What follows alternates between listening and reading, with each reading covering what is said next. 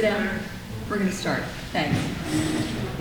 The weather this fall has been spectacular, but if you aren't healthy, you can't really enjoy it. So today, we're going to talk about how to take better charge of your health. We've got Tina Sadarangani, who's going to tell us about how to do that. Tina is a professor at NYU College of Medicine, NYU School of Medicine and College of Nursing, and creator of a mobile app called CareMobi that helps you take charge of your health care. She's going to explain more about what that is about right now. Tina?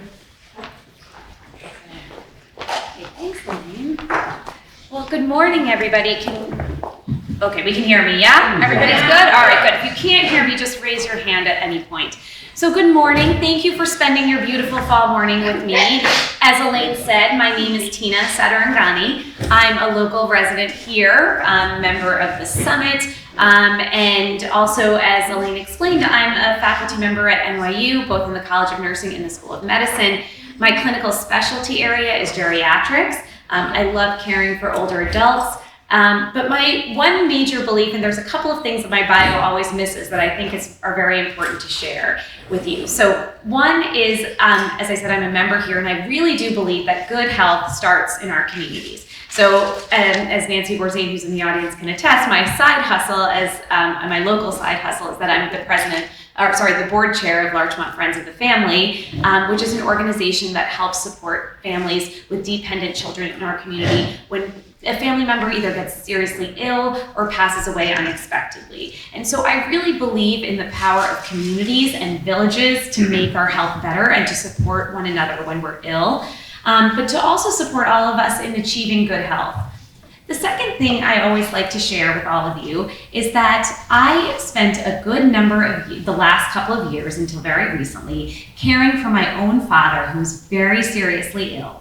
So my father was diagnosed with end-stage kidney disease after he experienced a bout of COVID back in 2021.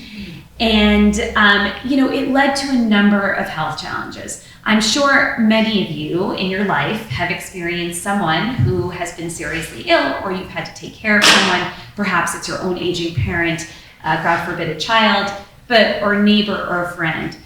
And so what I will tell you is that I have many degrees, and I have spent much time in school and gotten a lot of training, and none of that could have prepared me to sit on the other side of the table as a caregiver. And so much of the work that I'm going to talk about today, and much of what continues to inspire me, is what I've learned not as a clinician, but as someone who's sitting on the other side of the table, and I'll tell you what I mean by that. So my father had kidney disease, and when you have kidney disease, it's a very complicated thing. The kidneys are a really impressive part of your body. They can react to just about anything, and if I said I had to choose to be an organ, I would not choose the kidney. You could be very stable, very calm, very ready to adjust. And when you have kidney disease, there's a lot of implications. You have to be on a special diet. Your blood pressure is fluctuating all over the place. You could have a stroke at any moment. You have to be on multiple medications. There's impacts on your heart. There's impacts on your brain. So it is not something that anyone really can fully understand or prepare for. But like any chronic illness, and many of you may have people in your lives who've experienced chronic illness, something that you have to really prepare for, and that most of the care happens at home. So point number one, why I'm so passionate about community care, is that I believe that 99% of healthcare happens outside of the doctor's office, okay? So does anybody know in this room how long the average doctor's visit is around the country? Like the national average length of a doctor's visit? 20 minutes. What did you say, 20 minutes? What did you say? 5 minutes. 5 minutes, okay. 5 minutes. 10 minutes, right. So the national average is 18 minutes. Of course, that's not, you excuse that, and we talk really fast, so that's a better skill. And you're right to say that it feels like it's 5 minutes. You know why it feels like it's 5 minutes? Why do you think? Oh, because you can put in for taking your vitals and everything. The nurse takes part of that time to take the vitals. Sure, yes, absolutely. But the where the 5 minutes number comes up is that in that 18-minute visit, the research shows that you, either the patient or the caregiver that comes with you, only gets to talk for 5 minutes. So you have that 5 minutes to tell your story. And that's really, really important thing to think about, because you have somebody who is saddled by a very overburdened system, who's doing a lot of things, you feel like is staring at their computer the whole time and not even looking at you.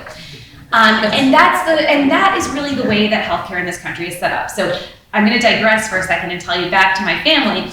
My parents are both physicians, so everybody assumes that I got into this career because my parents told me to or they wanted me to. You actually couldn't be more wrong. So my parents said that when they took the Hippocratic Oath to become physicians, they simultaneously vowed to never let their children enter healthcare. And the reason for that is that the system is fundamentally broken.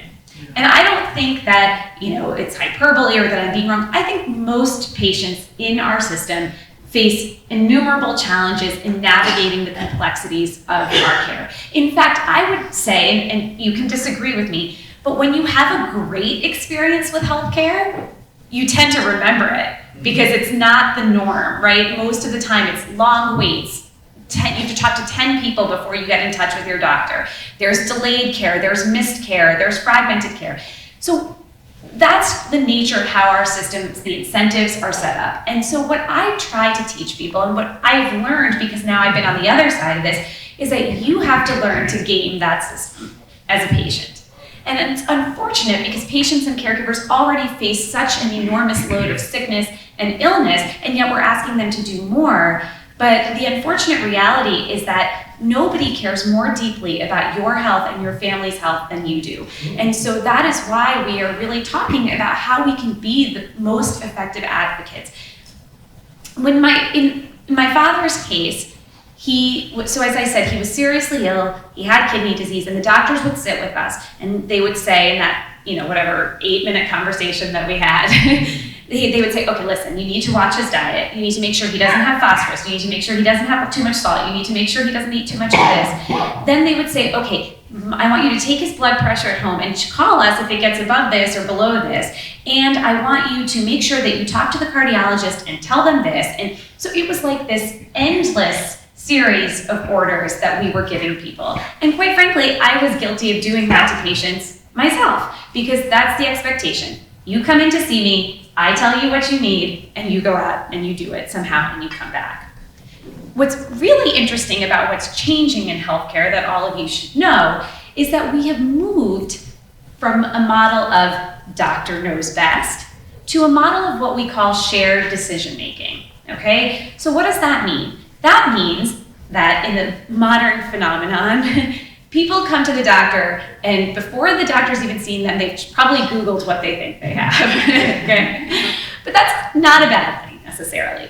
What shared decision making really refers to is the ability to work collaboratively with our doctor. So no longer is it I tell you what to do and you do it, because we've seen that that doesn't work. There's often a lot of barriers to people achieving the kind of healthcare we want for them.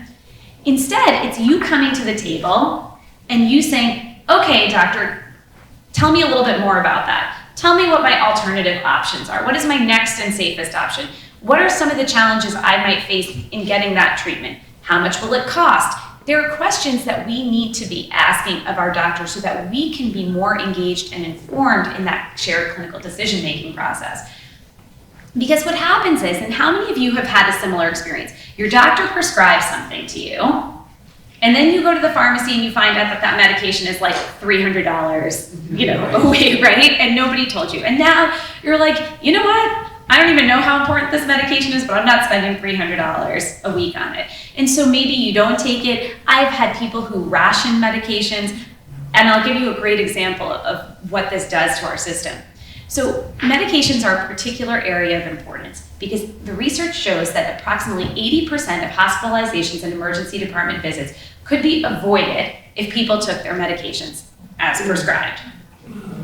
So what's fascinating is that a while back, my mother had to be hospitalized as well. So I'm part of a generation, by the way, called the sandwich generation. So I have aging parents and young kids.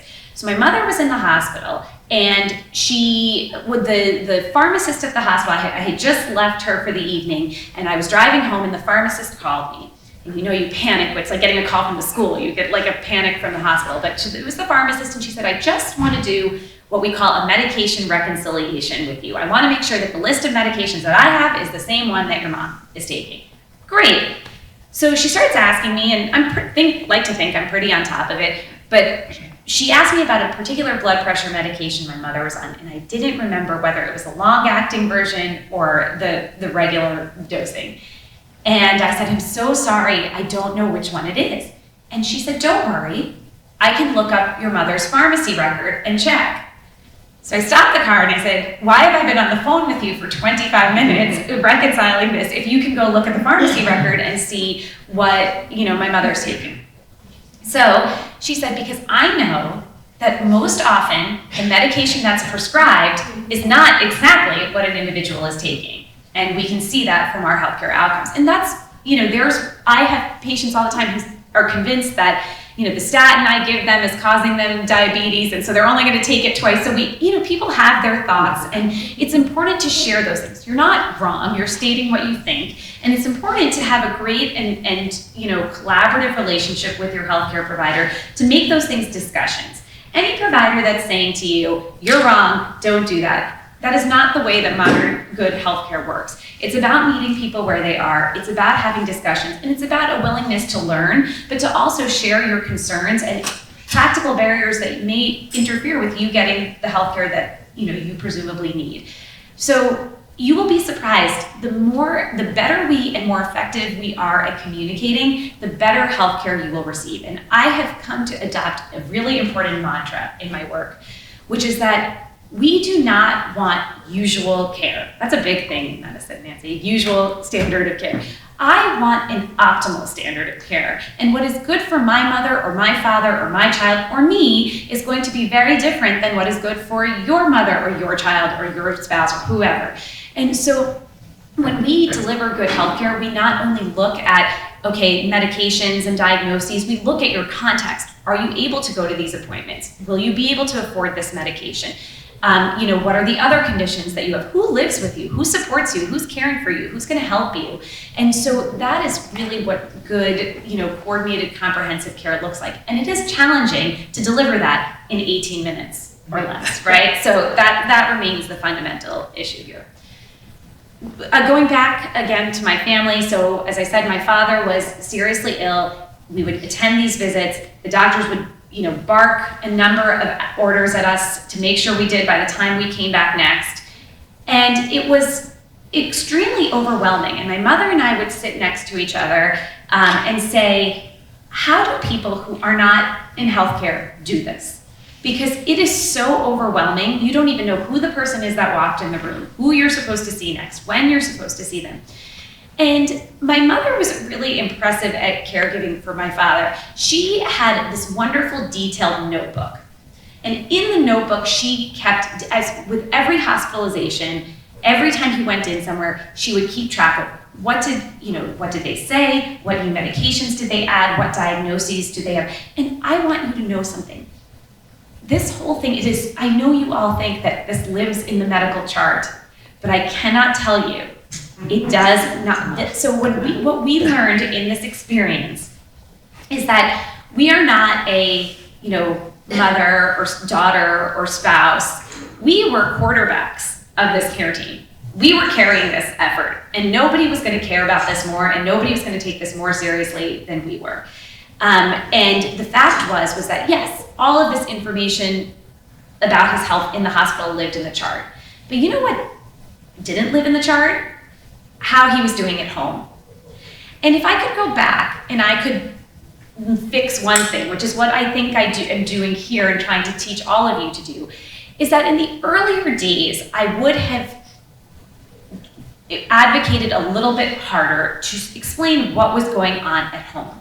So the issue is that you come in for this visit, the doctor takes a look at you, and they're seeing you in a snapshot in time, on that day, in that moment, in their office. That is not how this person or you or the patient does at home. So my father, who was very jovial, had a booming social life, loved spending time with his grandkids, would barely interact with anybody. He was withdrawn, he felt terrible all the time, he wanted to sleep nonstop all day. And I think there's a bias in healthcare, and there's a lot of implicit bias, which is something else I study amongst providers, so don't be surprised. And it has nothing to do, it could be bias due to the color of your skin, due to your sex, due to your income status, whatever it is. There's a ton of implicit bias in healthcare. And they would look at him and they would say, oh, well, look, he has all these chronic conditions. This is just the course. But this is not how he was doing 2 weeks ago, 3 weeks ago, 4 weeks ago. So something more serious is going on. And it was my responsibility to paint that picture more clearly for this clinical group. And I think that is something that we learned and that I am eager to teach other people. So with pictures, with videos. This was my dad 2 weeks ago playing with his grandkids rolling on the floor. This is him in the corner of the room today. What do you think? What do you make of that? And keeping that information all in one place.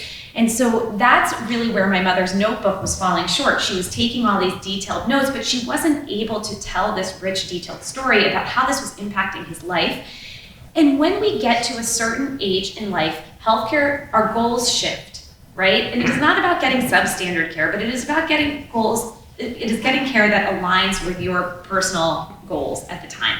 So some of you may be wanting to be on the tennis court for hours, no names, yeah, and biking miles, and some of you, your priorities may be, playing with your children or grandchildren for as long as possible. Everybody has different goals at different periods of time. Our job as a healthcare system is to make sure that you are able to achieve those and supporting you in doing so to the best extent possible. And in order to understand who you are and what your goals are, you as patients and families need to be able to tell that story. And the fact is, you need to tell it in 5 minutes because that's all we've got. So this is the real conundrum and the real challenge that we're facing. So in my career, I was inspired looking at my mom's notebook, but the issue was that, this was another problem for those of you who've been caregivers with the notebook, is that if something, first of all, I didn't have a notebook, she had the notebook. So if something happened to her, I'd be lost. Number two, if I wanted to take a load off of her and take my father to the doctor and say, you stay home, let me do this. Let me be part of your village and be part of your team. Let's do this as a family. And so you're not doing this alone, because caregiver burden, let me tell you, is a real epidemic in our society.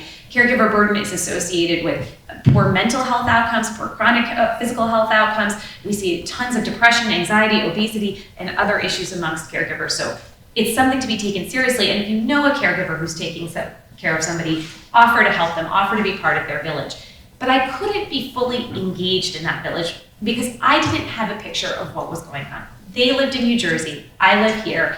I didn't see him every single day. And so when the doctor would say, well, how's he eating? How's he sleeping? What did the neurologist say? When did you go to this? When is his follow-up with so-and-so?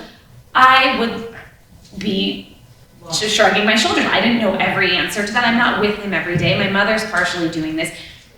And what I realized is that the only sustainable approach to caring for people, in caring for them, especially at home, and keeping them in their community, what we call aging in place, which is remaining in home as we age or remaining in our communities, is if we have support from other people to help us do that. So this was very quickly becoming a team effort. And so I encourage any of you, by the way, if you are caring for a sick person or somebody with a serious illness or functional impairment, to find your village, to really establish, and it does not have to be in your family. There's a multitude of resources out there. There's resources within our community to support that, but it is not meant to be undertaken alone. And you have to give people opportunities to engage and be part of that team. So where we stood was, I thought to myself, Mom, you're so diligent. If only every patient could be, or caregiver could be like you. But how do we get this information about what's happening with Dad at home in a place where me, my siblings, and others could see it, so that when we go to the doctor, I can tell that story quickly. And I can remember to ask all the questions that you told me to ask. I mean, the number of times I'd go in there and she said, did you ask about this? And I would say, no, it was so rushed. I totally forgot. It was overwhelming. So what I did was, it was very serendipitous. So in my work at NYU, much of my time is dedicated to research that's funded by the National Institutes of Health. And the area of my research is Alzheimer's disease. But we always say that if you can conquer Alzheimer's disease, you can pretty much conquer anything else, because it is so overwhelming and places such a challenge on families and care systems.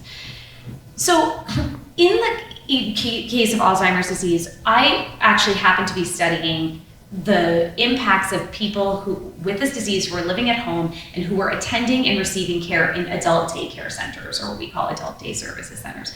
By the way, if you don't know what an adult day center is, it is the most underrated resource that we have in this country for people, particularly those with dementia.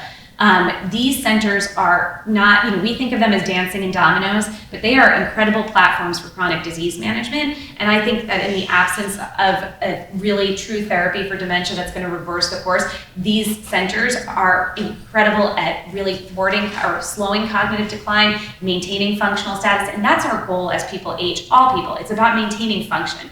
There's no point in controlling your blood pressure, but for the fact that we don't want you to have a stroke, and we do want you to preserve your function as long as possible. So these are the goals that we're always thinking about in our head. These centers are extraordinary. The problem with them is that they sit in the community, nobody knows about them, and the staff in these centers were often the ones who would say, Mr. Smith doesn't look right today. Something's off with him. And I see this man every day. I don't see him for 18 minutes. I see him every day for 4 hours a day. And the issue is that the information from these places was also not getting into healthcare. So I know this I started studying this area because my grandmother, who's now at 99, went to an adult day center for 18 years. She is sharp as a tack. She's actually going to India today on a 16-hour journey. She's a remarkable human being. She credits her center with keeping her alive. She was very bored and lonely. After I went to college, she had nothing to do. She went to this center. She one day had a rash, and the nurse from the center called my mother and said, I think your mother has shingles. And my mom said, please, I would have noticed if she had shingles, thank you very much. Except my mother was working till 9 p.m. and saw her for 2 hours a day. So it's very possible that she didn't see it. So she said, I need you to come pick her up. I need you to take her to the doctor, and I need you to show him this and have her seen before she can come back. And my mother said, fine. So she picked her up. She had to leave work. It was very disruptive. Picked her up, took her in. Sure enough, she did have shingles. She was treated very quickly, and because of that early intervention, right? And the key thing was that my mother was also able to take the information from the center. This has been going on. I've noticed this rash now for 48 hours, so she was still within a good window for antivirals. This is how it looked on Monday. This is how now it looks on Wednesday. And so these doctors were very quickly able to see, oh, I see the progression. Oh, I see we're in the window. Oh, I see this. Yep, we're on the same page. This is how we're going to treat it. That is good healthcare. That is early intervention. That is good communication across community settings and medical centers. But there was a lot of good communication, a lot of extra knowledge, a lot of things that don't happen on a day-to-day basis. So I got money from the National Institutes of Health originally to study how we could get information out of these centers and into the healthcare system so that your doctor, knows what the shingles looks like, or that, Mr. Smith has a urinary tract infection, etc. The issue that I realized was that when I started this process, I thought I could just make information go from an adult day center to a doctor's office. No, that doesn't work. You know why? Because doctors don't want to talk to these people. Literally, that was one of the biggest barriers. There's no issue around the technology. That part I can solve. It is when the nurse from the day center calls directly and says, I think Mrs. Smith has shingles. They're like, who are you? Why are you talking to my patient? If you think she has shingles, bring her in. I don't know you. I don't want to talk to you. So these are the challenges. And so when I started studying this, I learned that the communication in healthcare in these situations predominantly rests on the caregiver. So my mom was a linchpin in that situation to communicate that information. And that continues to be the case. And so that's why a lot of my work has been focused on how we use tools better than the notebook my mom was using, something more bi-directional, something that involves everybody in the family so that we're not all doing this themselves, something where you can invite your home health aide, you can invite your day provider, whoever is involved in the day-to-day care of your loved one, to better understand what is happening on a daily basis in the community, to understand how their illness is affecting their life, to intervene potentially early before somebody ends up in an emergency room or a hospital or with debilitating pain that compromises their functional status, which again is the primary goal of any healthcare intervention. So this is really where we settled. And so that's where part of my work really shifted. And I said, why don't I, instead of trying to address all these cultural barriers, why don't I instead better resource these caregivers and patients to have their health at their fingertips to mark down, to keep track of how they're eating, their medications, the ones they're actually taking, not just the ones that are in the chart, to keep the videos and photos about how things are impacting their functional status, and to really keep everybody on their care team involved and aware of what their wishes are and what their desires are and what their goals are. And so that's really what we did with the creation of the CareMobi application. So we used the funding from the National Institutes of Health to create a completely free mobile health application. You can download it on your iPhone, on your Android device, wherever you do things. And really, the goal of the app is for you to be able to track and monitor aspects of a person's, whether it's your own or someone you love's, day-to-day health, and invite your family members and other people who are part of this care team to join you in keeping track of that information. And it becomes incredibly important because, as I said, that's where the data lives. So when you get to the doctor's office, and you are like, wait, what was I gonna ask him about my blood pressure medication? Or what did the other doctor tell me to ask? Or what did my daughter say I shouldn't forget to ask? It is all in there, and others can enter it too. So your daughter can put all the lists of questions that she wants you to ask. You know, your other doctors can participate if they so choose. And the idea is that you really don't forget things. The other thing that you can do in it that we were finding as an issue is keep your important documents, your insurance cards, your lab results. Again, I know that many of you think, God, don't my doctors have this? You'd be shocked. And increasingly, we're seeing that results are often issued to the patient before they're issued to the doctor, right? So you may even say, hey, doc, have you had a chance to review these? And they're like, I haven't even seen these yet. So systems in this country do not talk to each other. I'm gonna be very honest with you. People are the ones that are still talking to each other. And as patients and as caregivers, we have to be poised and situated to be brokers of healthcare communication across multiple settings. Remembering that what happens at home is super important. So one of the things that as my father had a very complex healthcare trajectory, there was a lot of ups and downs, multiple repeated hospitalizations. It's very unfortunate, but it's also the reality of many patients in this country who are dealing with this. I mean, in America, 85% of people have at least one chronic condition, if not, and more than that have, I forget the statistics now, about the prevalence of multiple chronic conditions. But this is how we're living. Everyone's on multiple medications, and we're getting better at treating things. Part of why I made the decision to go into this career, despite my parents telling me not to, is because at the end of my college career at Georgetown, I took a class that was called Death and Dying. It was supposedly like the fun elective that, you could do. But yeah, it was supposedly like a very vibrant teacher. It was supposedly very interesting. And it was hard to get into, so I couldn't get into it until my senior year. And I took this elective, and it was really where I first learned that people in this country are living longer lives, but they are not necessarily living better lives. And our goal for anybody that we take care of in our family or for ourselves should be to sort of minimize the amount of time we're spending in hospitals and doctors' offices, and to be maximizing the time we're spending doing the things we love. And we have to be able to keep that balance. In my own father's case, ultimately, he had a really he actually developed COVID again after he fell and broke his hip. It was a very challenging few months, but I'll tell you, interestingly enough, this is a true and powerful tale about the realities of medical illness in this country. He ultimately needed a type of dialysis called peritoneal dialysis. He was previously getting hemodialysis in a chair in a center, going 3 days a week. So he was spending most of his time sitting in a chair 6 hours a day in this center, though he loved the staff and they were incredibly caring. But after a while, it was taking a toll on his body, and his doctors finally recommended, we finally found a specialist who was willing to look at him holistically and said, I actually think he needs a gentler form of at-home dialysis that would be much better for him. So we were getting the things in place to start this process when he fell, and then he got COVID, and it was a lot of other things. And he was in a rehab facility, so formal skilled nursing facility, recuperating from his hospitalization, really struggling with the hemodialysis. And we said we'd like to transition him to this at-home form of dialysis that his doctors recommended and said would be gentler for him. And you know what they said? They said, no one here is trained to do that. The only way that he could get on that form of dialysis is if you and your mother get trained to deliver it to him. And it would have to be done at home as an outpatient. It cannot be done here.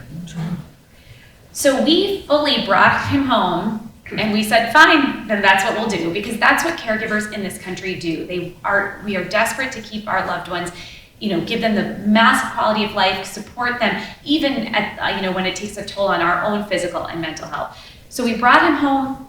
I converted my den into what I call a concierge nursing home, and we had an aide with us. We brought in a geriatric care manager. We really gave him what I would call the Ritz-Carlton. He jokes that he finally got his tuition dollars back and recouped his investment. So we did that. With intensive therapy, tons of coordination, number of phone calls. And what we were able to do was, because he was so frail, he was really homebound. And so we were agreeing that we were going to take this on. For the most part, the only person coming to see him was a peritoneal dialysis nurse who was amazing.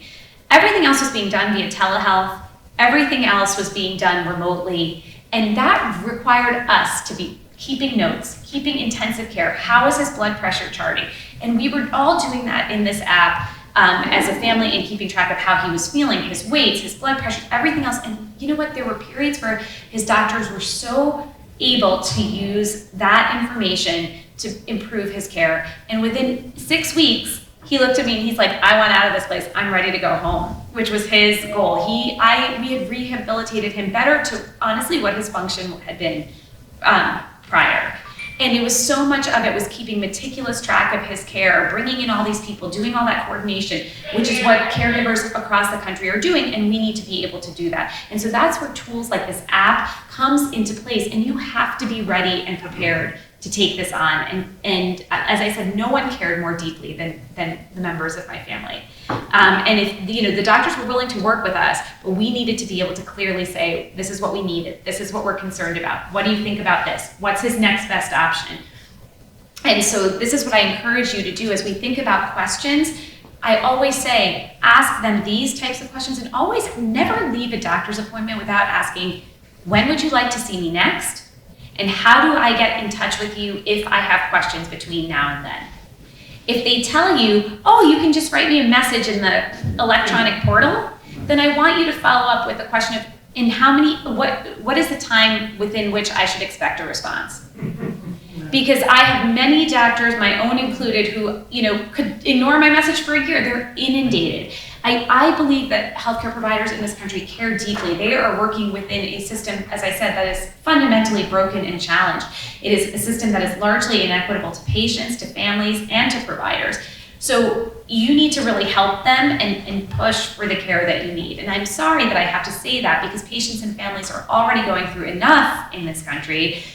But the reality is, this is the only way to achieve that goal of getting optimal, not usual care. So CareMobi is our app, and we created it. It's completely free because it's funded by the National Institutes of Health, and particularly the National Institutes on Aging. Within the app, you can not only, as I said, keep track of your appointments, invite people to appointments so you know when the next cardiologist appointment is. You can add questions to ask at each appointment. You can, very, very, very important, if you don't put anything else in there is a place where you can add a list of all your doctors and their phone numbers. Please do that. And please, please, please make sure that somebody in your family, whether it's your spouse or your adult child, somebody knows what medications that you are on.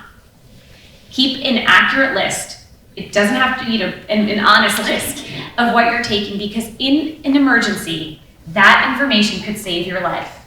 And you need somebody to have that. I also would say we need to normalize conversations around aging and chronic illness management. You, in a moment's notice, could realize you're in a healthcare crisis when everything was fine yesterday. And you want to have conversations about how, in such an event, if somebody is unable to make their own decisions, what would they like to have done? And you want to be able to honor those. We realized we have a space for appointments, we have notes, we have places to keep these important documents, we have places to keep medications. And then, of course, we have the place where you can keep day-to-day health progress, how someone's eating, how someone's sleeping. I didn't just create this with superfluous information that I want you to waste your life adding. I think life's too short to be spending and entering unnecessary information into an app. But we actually spent thousands of hours interviewing doctors across the country, caregivers, patients, adult day center staff, and others to say, what information do you need to make a good healthcare decision from a patient? And asking patients, what is reasonable for you to collect about a person's day-to-day care? And you would be surprised, we just need some aspect of the information. It doesn't need to be meticulous. So like nutrition is a great example. This is one of the first signs we can see that somebody is going to experience a serious health complication is weight loss, right? That can be a really serious concern. And so we have to understand, is it part of another illness that we don't know about? Is it due to medications? Is it due to diet? Is it due to dentition? There's all kinds of reasons people lose weight. So there are some apps out there and there are some systems where they're like, please track whether you've had a cup of this and a spoon of this. And it's unreasonable to do that. In CareMobi, you take a picture of your plate and what was offered, and you take a picture at the end of what was actually eaten. You can say, did they eat all of it? Did they eat about half? That's the type of data. We don't need a dissertation. We don't need meticulous data, but we need to know things about how you're eating, how you're sleeping, because these types of aspects, these things impact your care. We also, tell people periodically check your blood pressure at home, check your weight, be cognizant of some of these health indicators. So you check your weight once in a while and you're like, it looks fine. Oops, it's Thanksgiving, I gained a few pounds. If you track these things in the app, you can see how things change over time. And then your clinicians, again, I want to be clear, I'm a clinician, so I don't need to see every single thing you've ever eaten in your life. I don't need to know how you slept every single night. No clinician wants that.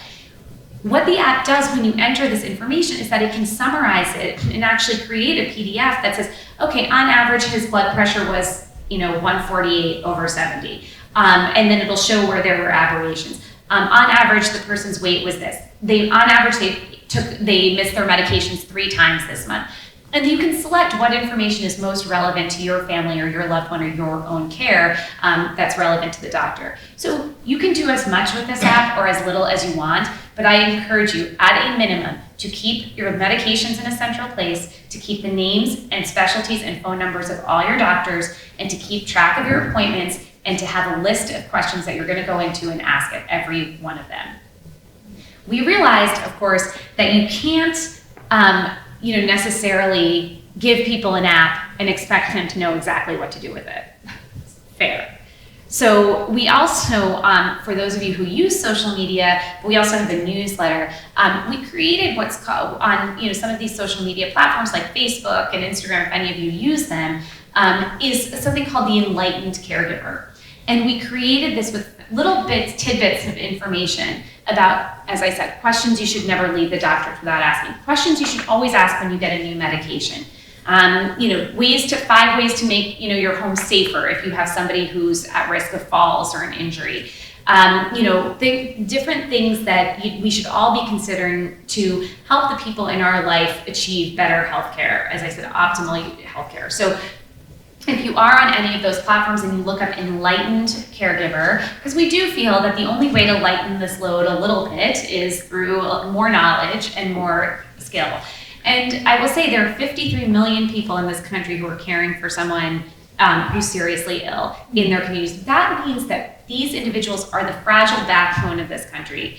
And increasingly, there's more responsibility being shifted to them. We're encouraging shared clinical decision making. How many of you have been to the doctor recently and the doctor said, well, would you like this one or this one? Or giving you a choice? Like sometimes doctors are increasingly saying, well, would you like to, go see the doctor now, or you could wait a few months? Like, you tell me which one to do, right? But they're trying to, so we've not mastered this balance of giving people choice and flexibility while simultaneously giving them the direction they need about what to do.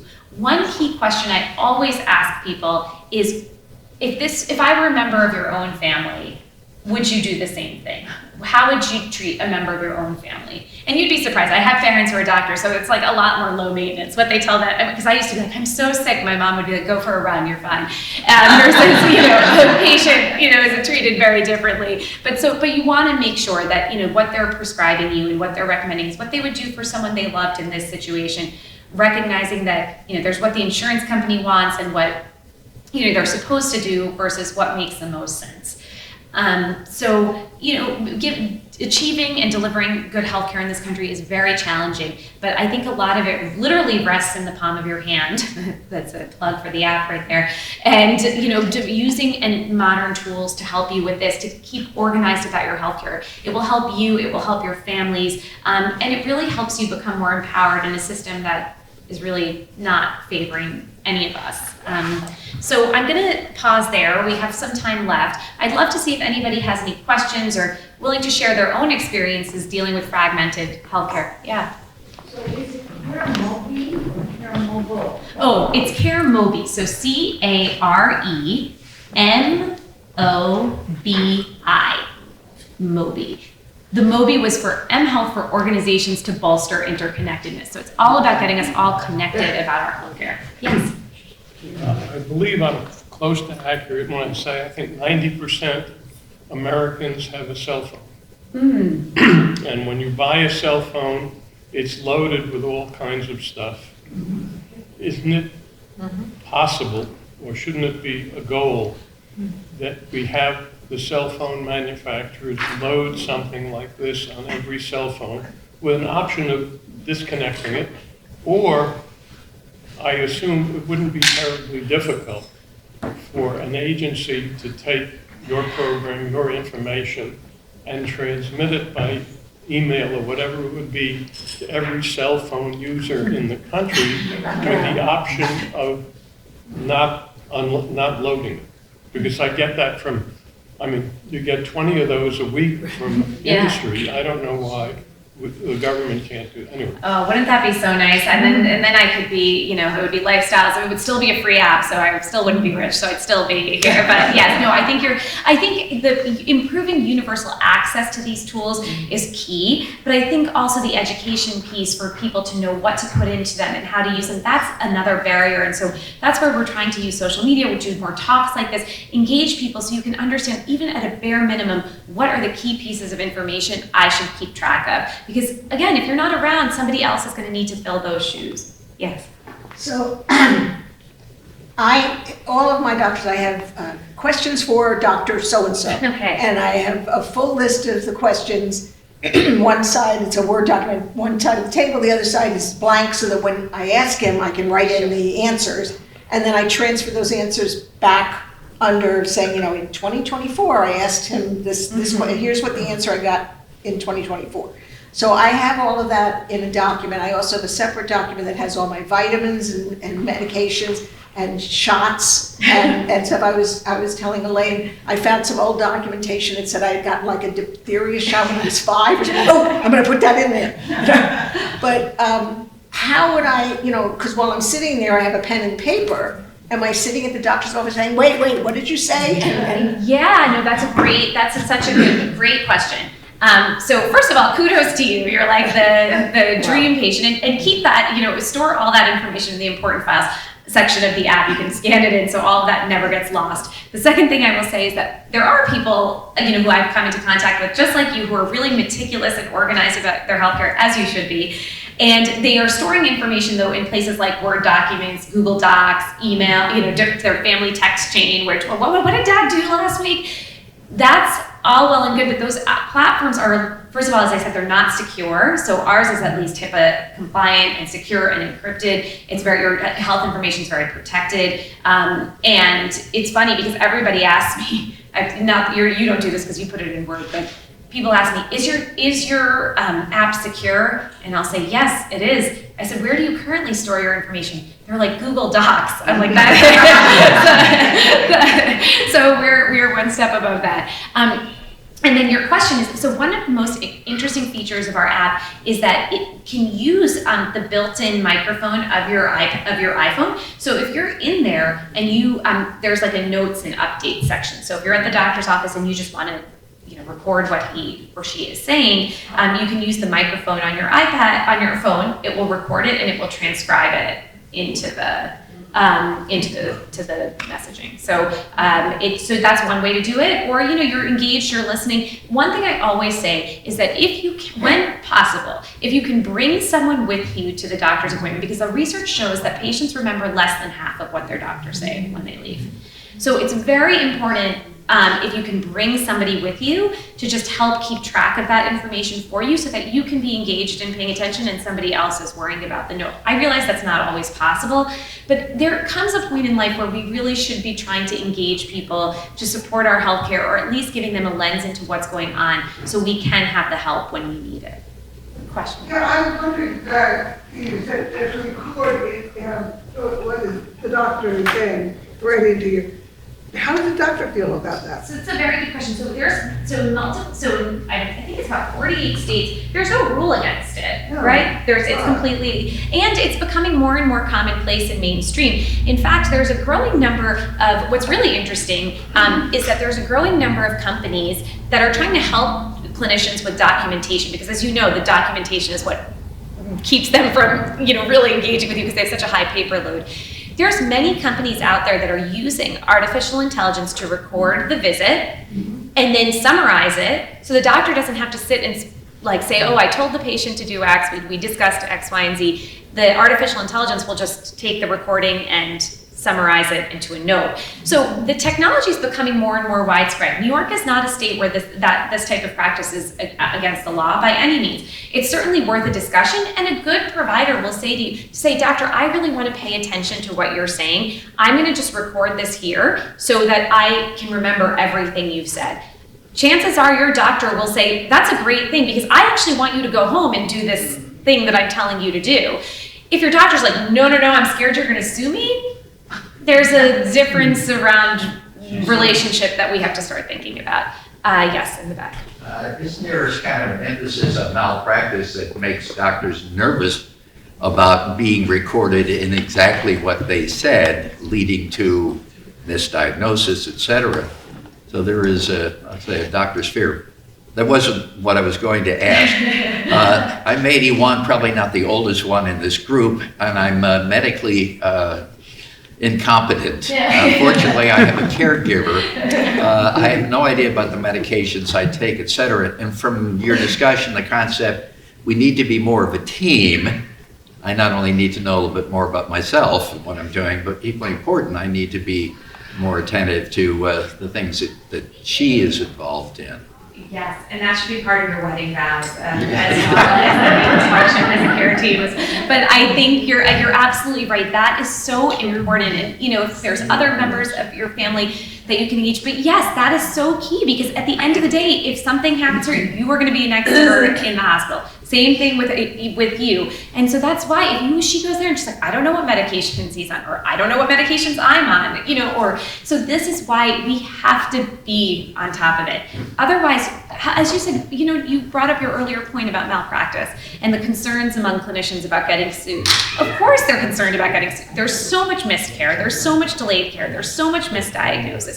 The only way that we reduce those numbers is by being more proactive and knowledgeable about our healthcare. Honestly, by showing up like this, we've done a lot of research with our app. We have a lot of qualitative and quantitative data that we've gotten from the thousands of people who use the app in this app store.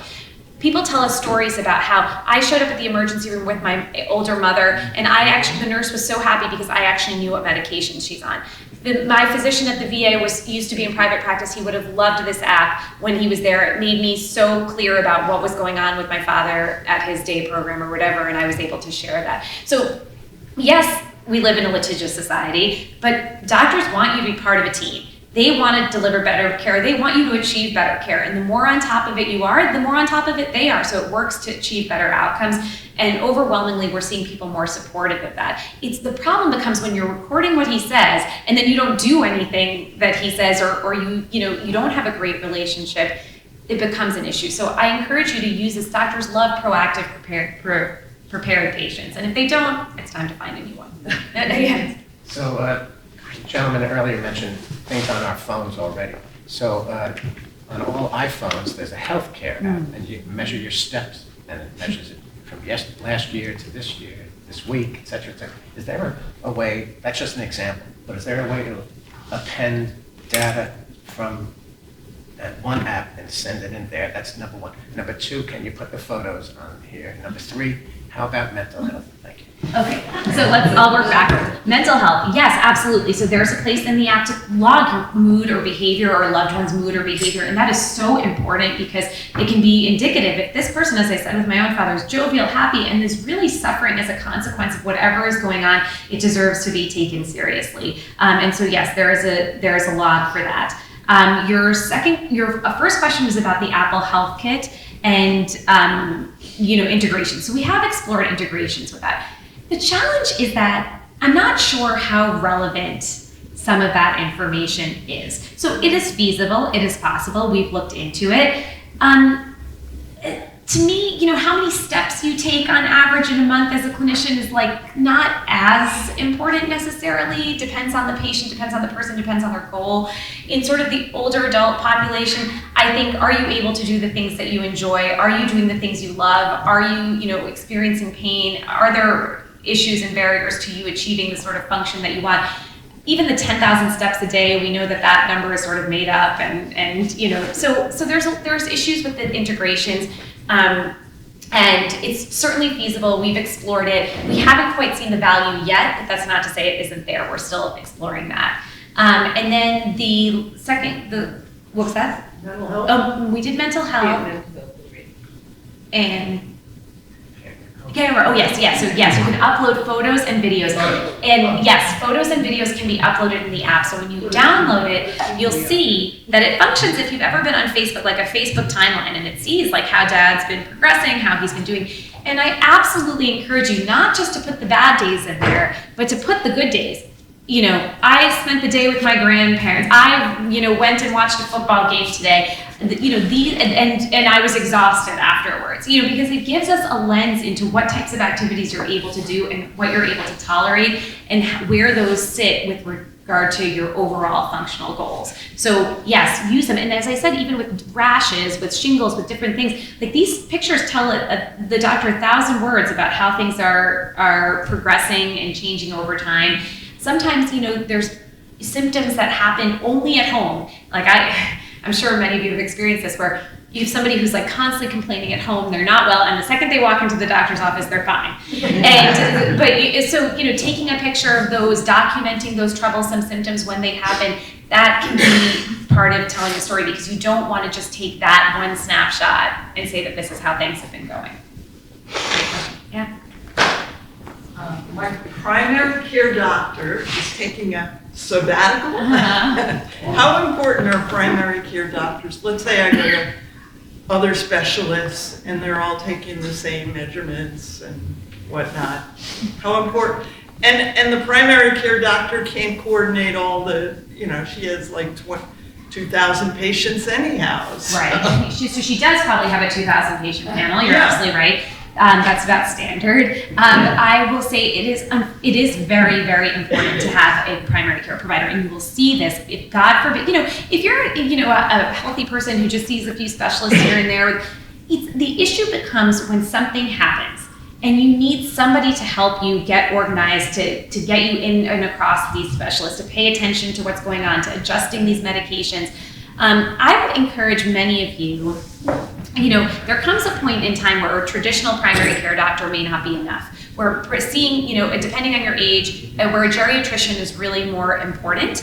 And that happens not because of simply there's like an age cutoff, but because you have multiple chronic conditions. Again, what the issue is that as our bodies age, our ability to achieve homeostasis is reduced, right? So we can't, it's harder for us to get back to normal as quickly. And the way we respond to certain medications is not the same as different eras in our life. And the way we tolerate certain treatments is not the same. So you need somebody who has this specialist understanding, because all of our organ systems sort of work together, and chances are if you have one issue, it's going to affect something else. And you need somebody who can put that picture together.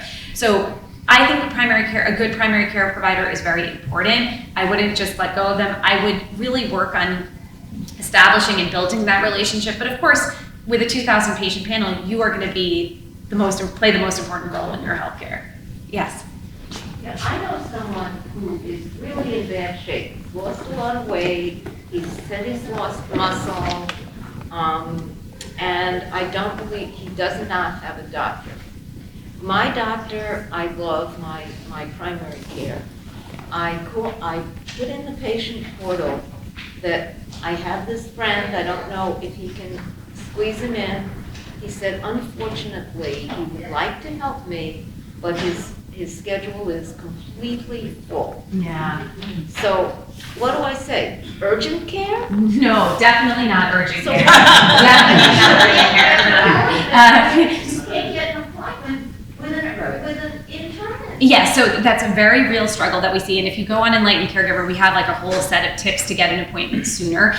First of all, in some of these practices, okay, I may not be able to see you. Can I see somebody else in your practice? Always number one question. And I would not hesitate if there's a nurse practitioner, if there's a physician assistant, get in and see them, establish a point of care in that practice. Once you are in, then you are in. So be flexible. Number two, I always ask if there's a wait list. So I have a dear friend of mine whose father was demonstrating signs of the early stages of Alzheimer's. She was very concerned. She said, what should I do? I said, call the NYU Memory Care Center. This was last June, and so this was June of 2024, and they said, we can't see you till September 2025. I said, ask if there's another provider and ask to get on a wait list, and lo and behold, they called her back 2 months later and she was in. So some of this is like, there's ways to work around this. I also encourage you, while it may not be, while your doctor is wonderful, it's most important for this person is that they get seen by somebody who's skilled. And it may not be your doctor, but most important is getting and creating access to healthcare for them. So the biggest source of assistance you can provide is calling around to, and there's many wonderful academic medical centers in and around this area. Again, the one issue I have is that if you are somebody who's frail and functionally impaired, is going to New York City really worth it for your appointments? Probably not. It's more important to me that you have someone who's local and accessible. And so, I would encourage you to think broadly, look locally. We have a lot of great resources. And if you know somebody, by the way, who you are concerned about, who's an aging person who just might need more support around the house, one of our most underrated resources is our Area Agency on Aging. The Summit actually did a panel last year on local resources for aging. And I know we have At Home on the Sound, et cetera. So don't hesitate to look into those because they can point you in the direction of also supportive care at home. Yes. The number 2,000 was thrown out. I just wonder, is that the typical patient load of a physician? Yeah, about 1,500 to 2,000 for primary care, but they will have a panel. Yes, it is. It's. I wish I was wrong. Yes. So I think I'm looking around and I'll call it our generation. We grew up with the doctor coming to the house. Yeah. You call the doctor at night because the kid had a cold, and guess what? The doctor answered the phone. Yeah. Or his wife, or his spouse or whatever. And now we're more into this, please hold, where your call is important to us, press 2 for this and 6 for that and stuff. And I think younger people, maybe that's all they're gonna know. But for us, and like she said, I need an appointment, I'm bleeding, well, I can see you in 3 months, Just getting to that point, and also this whole portal thing. When the results are put in the portal and your doctor hasn't seen it, either A, don't look, or B, don't worry about it. Because I have a friend, she went in and she was gonna need cataract surgery, so, she goes, oh my God, I looked at the portal and it said I had this and I looked it up and oh my God, I could go blind. And I'm like, wait a minute, if you talk to the doctor, and it's just like you get, stop freaking out about the stuff there until you see the doctor who says, all okay, fine, don't worry. Yeah, so that's part. There's like a great example of shared clinical decision making, guys. You need to be an informed decision maker to participate in shared clinical decision making. That's my firm belief, and we need to engage and educate people on exactly that, which is, okay, you can look at your data, but you're not allowed to attempt to interpret it until you've sat with somebody. And it's okay for you to look at those results and say, I have a question about this, and a question about this, and a question about this. But there should be no, and a lot of clinicians, again, hate it because they get panicked patients coming in and who are caused unnecessary distress about this. So, I agree with you. Healthcare, when my parents were really starting their practices, was exactly this. My father actually had a story of this one, which is why I think I love geriatrics so much. He had a patient, he was a general surgeon, but he was treating this elderly couple in their home in New York City, and he would make these house calls, he would show up, he would drop everything for them. And when the husband eventually passed away in his 90s, she came to their office and she handed him her wedding ring as her expression of her eternal gratitude to him. And there's, it was a different time. They were incentivized differently. We're at the mercy of insurance companies now, all of us. And it is a difficult and challenging system to work in. And for, friends of the family, we work with lots of families where people don't speak English, they're uninsured, they don't have resources. And I mean, can you imagine trying to navigate a system like this in that condition? It's very difficult. Yes, and then I think we have to pause in about 2 minutes. So we'll start with you and then Peggy, and then we'll go this way. Quick question, what's your perception of concierge medicine? Concierge medicine, I get this question a lot. So, not all concierge doctors are equal, is what I'm learning, okay? So this is where you really want to shop. If you're going to invest the resources into this person, I want to know how available they are. I want to know that they're quarterbacking the care team. I want to know what happens when they're on vacation and who's covering for them and what kind of care that you're going to get. My expectation with a concierge physician is to get that old model of medicine back, that individualized, person-centered. How often will you see me? When will you see me? How long, should I expect to receive a phone call? What happens when you're not here? Really making sure that, because the main difference you're getting is the one-to-one attention of this individual. And I've seen many situations in which people are promised that, and then, they're in Massachusetts and they get sick and they call their primary doctor in New York and they're like, I don't know, can't help you, I'm not, here, or I'm too busy, or ask the doctors there. Are they willing to speak to other doctors? Are they willing to coordinate your care? And how available are they? Not all concierge doctors are the same. So actually, related to that, I have a daughter who has a lot of different medical conditions. I think we have 6 specialists. And the integration of care has been really challenging. And you mentioned you had a doctor who looked holistically at your father. And we're struggling because the primary care doctor is not trained to do that. And they have too many patients. Mm-hmm. We're in one health system, but we're still really struggling with this overall, somebody looking at my child and not just saying, okay, I look at GI issues, I look at neurological issues. How do we achieve that? We need a whole nother session on that topic. Dr. House. Doctor, and I'm telling you, when I found when I spoke with the doctor that was looking holistically at my father, that was somebody that we were so desperate at that point because we were in exactly the situation that you were in, that no doctor was looking at him holistically. Everybody was looking at his kidneys, his brain, his heart, not realizing that they all work together.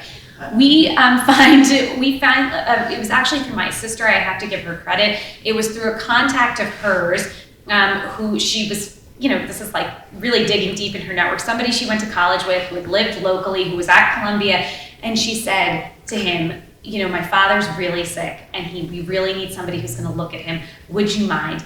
This gentleman lived a few blocks away from my parents on a Sunday, came by, spent 2 hours with him, that old school model, and really was willing to get him connected to all these people. And it was that sort of miracle that really turned us.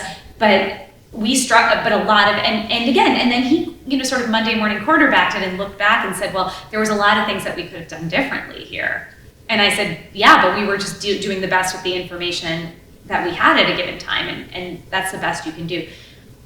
In your situation, I think, really going to the generalist and expressing your frustrations and concerns about this, that there's, that these are the other problem is that when you have 15 issues that you go to them with, they're sort of overwhelmed. And so I think helping them prioritize, these are the most important areas to us. This is what is causing my child the most distress, the most difficulty. This is what's taking the biggest toll on our family. This is what I'm not understanding. Helping them prioritize and coming up with your lists and saying, how can we better coordinate amongst all these people? The one dream scenario is that, can you get a meeting with all of these people? Or even asking them, can you all, would it be possible for you to connect with these individuals and have me on the call? I think the biggest missed point in healthcare is arranging these interdisciplinary team meetings, which tend to happen more in hospitals, but they don't happen in community settings. And that's what really leads to the fragmentation that you're seeing.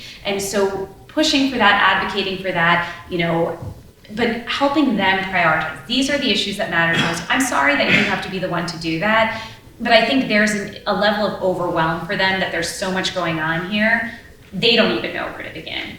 And so if you can help them prioritize and say to them very clearly, I need you to help me sit here and make up a plan and figure out who I should talk to about what, they will hopefully, respond to that, or at least they should. As I said, there's nothing wrong with breaking up with your doctor and finding a new one, but it is very challenging. I mean, we're just, this is how the system is set up. Thank you so much, everybody.